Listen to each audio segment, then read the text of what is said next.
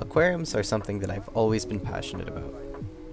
A planted aquarium has a lot of factors that you need to balance, such as plants, fish, the soil that you use, the rocks that you use, the wood, and the most important medium for all of those things to grow and to work harmonically is the water.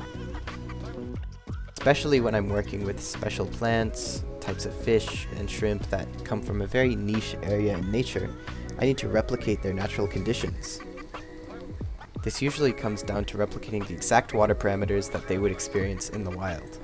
Unfortunately, the tap water here in Los Angeles and many other places, especially in urban centers, is really bad for fish. It's full of chlorine, chloramines, and other things that are added during the purification process that make them safe to use in our homes, but they're unfortunately not safe for fish. A lot of aquarium hobbyists rely on a system called reverse osmosis deionization. Here is mine, and essentially this purifies the water to its purest form. Unfortunately, it also produces waste. In my experience, this wastewater has to be discarded. It is full of chlorine, chloramine, copper, and other things that would make it bad to even use in your garden. A small reverse osmosis system produces about 30% wastewater to 60% usable water. This is a pretty good ratio, and the larger the osmosis machines get and the faster they are to filter, the less efficient they become. Theoretically, this means that in a large setup producing hundreds of gallons of reverse osmosis water per hour, the output ratio of wastewater to clean water will be around 40% usable to 60% waste, or worse. There's another type of wastewater in the aquarium hobby though. Because we have to inject fertilizers into the water column and also feed the fish, which produces waste, a water change must be done somewhat regularly to dispose of the ammonia and nitrogen buildup in the water, which can be harmful for fish, shrimp, and plants. However, houseplants and plants in your garden very much benefit from this natural fertilizer. I often use my water change water from my aquariums just to water the plants outside. This includes the fig tree, a lemon tree, and various other plants that we have in the front yard. So now we have these established two types of wastewater. One of them is toxic, one of them is not toxic, yet they're still both considered waste because they're not useful in the aquarium, so we have to dispose of them. Or that's what people think, at least, from my perception of it. I would like to learn what people think on a large scale, for example, in owning a fish shop, or on a small scale of having one or two aquariums in your house. And I want to see the differences and the discrepancies between what people do with their wastewater and how they talk about it. So, without further ado, let's drive to some fish stores and ask the people there what they do with their water.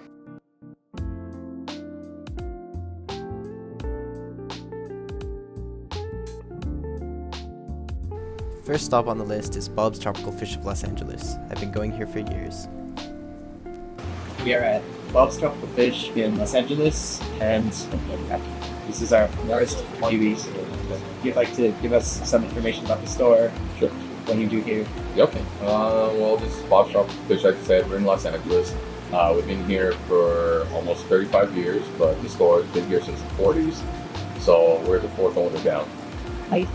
Thanks. My first question is, you have a lot of these tanks. How much water do you use per day in terms of like new water that you use?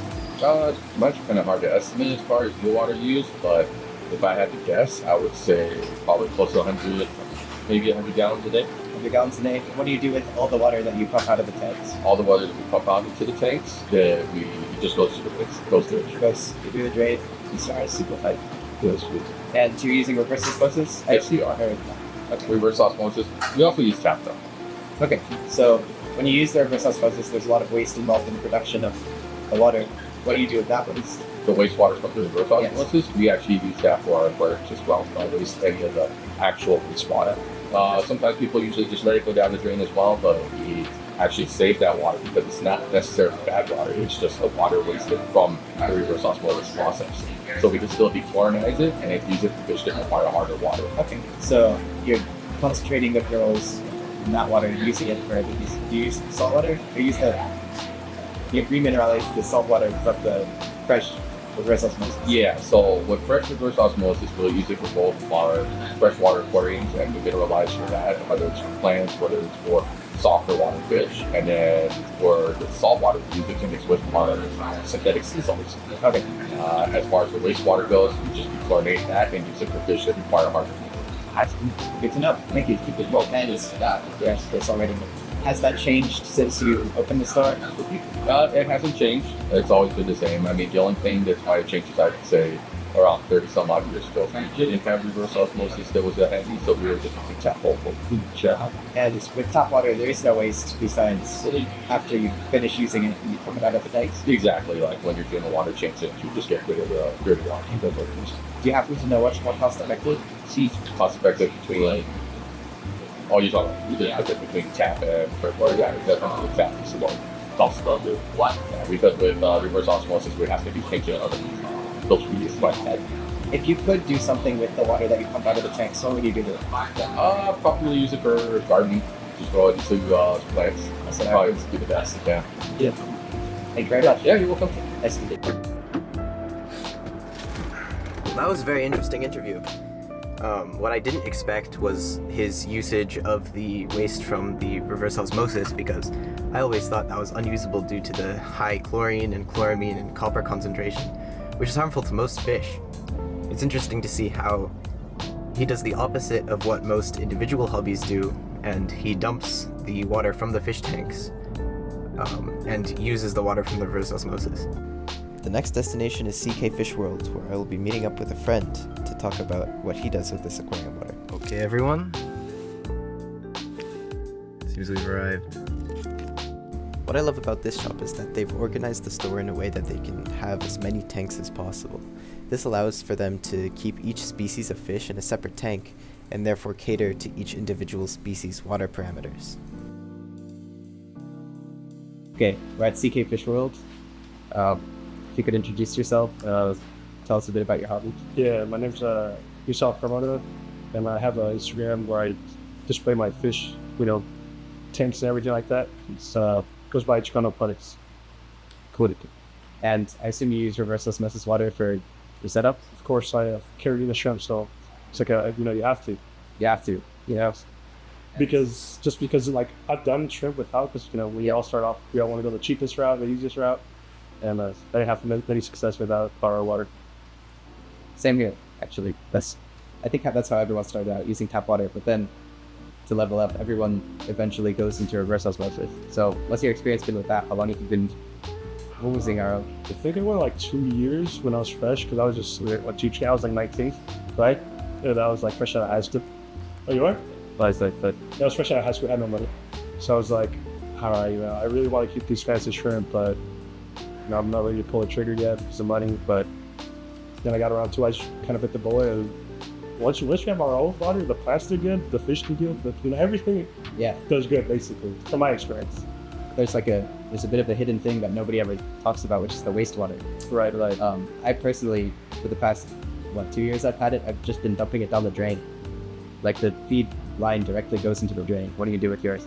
That's exactly what I do with mine, just because mine's under the sink, right? Mm-hmm. But it's funny you say that, because I have a buddy who does koi ponds and stuff. So I have my shrimp set up there, and I have an RO filter, and I want to feed that to his garden. Like I have like a black, quarter inch line, and I'm just feeding that all the way to his mom's garden. Pretty cool. And the concentrated chlorine and copper and stuff doesn't affect the plants? No, because he has well water. Oh, yeah. Okay. But at my house, no chlorine. No. At my house, I just straight to the sink. And I guess that's interesting. That's how people used to do aquariums with well water or rainwater. They'd collect stuff like that, and we didn't really have to deal with the issues of the super concentrated chlorine and chloramine in the tap water that we have to use. Yeah, I've never actually tested my water for chlorine or chloramines or any of that, except pH stuff. Yeah, I'm not too familiar with that. There's a bunch of dissolved solids. Yeah. But I tested my water. The reason I went to RO is because something happened with specifically my area of the city, where they changed the way the water was filtered, and they switched from chlorine to chloramine, which is really difficult to remove unless you use a specific compound. So the dechlorinators kind of weren't working really. Really? And it caused one of my tanks, I don't know if you've probably on Instagram, you've probably seen it. But my first 60 feet, like the plants got really stunted. There was algae everywhere, and it got really bad, like instantly over the course of like a month. I didn't change anything. I was using tap water, dechlorinated. But then I tested it, and I saw that they had done that. Researched it a bit. The total dissolved solids were also really high. That changed, so I got an RO machine. It's been good ever since.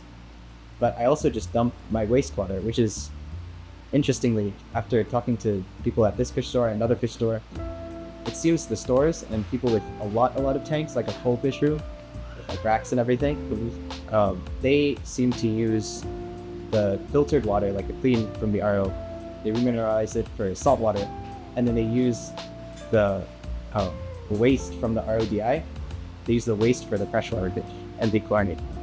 Really? Yeah, because a lot of them can handle hard water for temporary issues here, but I guess they're not growing plants, they're not doing much of that. So it's different on a hobby level versus an industrial level, which I thought that was probably the most interesting thing I learned in doing this project.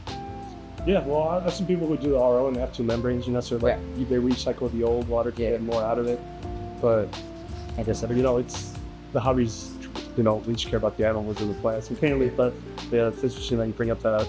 I didn't know that they use the wastewater as just regular aquarium water. That's pretty. They dechlorinated it, but that's about it because it's more concentrated. What do you do with the water change water? Like when you're psyching it out of the aquarium, you're cleaning, what do you do with all that? So it's funny you say that because there's two pots in front of my house and my mom always moved out, right? Yeah. So I live with my sister's put. There's a big pot here, I forget what the plant's called, but it's like lush and full. That's where I toss everything. Yeah. And the other one on the side, it's further away, so it doesn't get anything. So it's like stunted and just kind of almost dies, but not really, because every now I feel bad. But for the most part, I just dump it in the first vase, and then I get the second vase and leave it alone. But yeah, it goes to plants. That's the other thing I noticed. The stores, they use the water that they use the water change water. They just dump that. So they use the RO wastewater and they dump the water change water, which is the exact opposite of what small hobbyists, or not small, what hobbyists do. It wasn't that kind of universal. I think everybody says you should use your wastewater. Yeah. From what I've seen on YouTube. Well, everyone just dumps it. I went to Bob's Cup Fish as well in LA. Off the tank. I can't check. Up to 60? I don't know the but they just dump that. They do the same thing. Straight to the drain, huh? Yeah. They use the wastewater for the freshwater stuff, and then they use the clean water for the saltwater stuff. Which I thought was interesting. How long have you been in the hobby? Since that was 19, so 27 now. What was that thing? With the years there. Have you noticed a change in the tap water? I guess you don't use tap water. Well, I don't, but I've noticed that, like, when I was using tap water, it was, the TDS was always different too. Yeah. It was never like... It was never consistent. Yeah, exactly. So, that just led me to get off this stuff. Same. So, when you started, do you think it was more consistent? Do you think it got more consistent over time? What do you think happened to the quality of the tap water in the 9 years or 8 years you did in the hobby? To be honest, I'm not even sure, because I know it fluctuates just because of the municipals and everything. And I don't know if there's anything that I've noticed, but I always tell people straight away from when, I'm a shrimp guy, right? Yeah. I like shrimp, so I tell people, like, if you want like lush plants and you want to keep shrimp and saltwater fish and get an harvest called DI, whatever you get. Thank you very much. No, you're very welcome.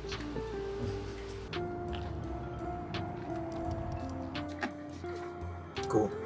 So I just left CK Fish World, and it seems really interesting that the consensus between fish stores is they seem to dump the water that they use from water changes, like the dirty aquarium water, they dump that. But then they reuse the wastewater from the reverse osmosis for the freshwater fish, which can handle more minerally water. But the other interesting thing is that this contrasts directly with what I've learned from customers at the stores and also just my friends in the hobby. They do the opposite. They use the aquarium water that they do water changes with, like the dirty fish water. They use that for their plants outside in the garden or their house plants, and they just dump the mineral-rich RODI water. They just dump that down the drain. So it's interesting how stores have a different take on it than all of the customers. Over the course of this project, I learned a lot about my fellow aquarium hobbyists and all the stores I go to. I didn't know that they use the waste from the reverse osmosis and they discard the nutrient-rich plant beneficial waste from the water changes, which is exactly the opposite of what hobbyists do.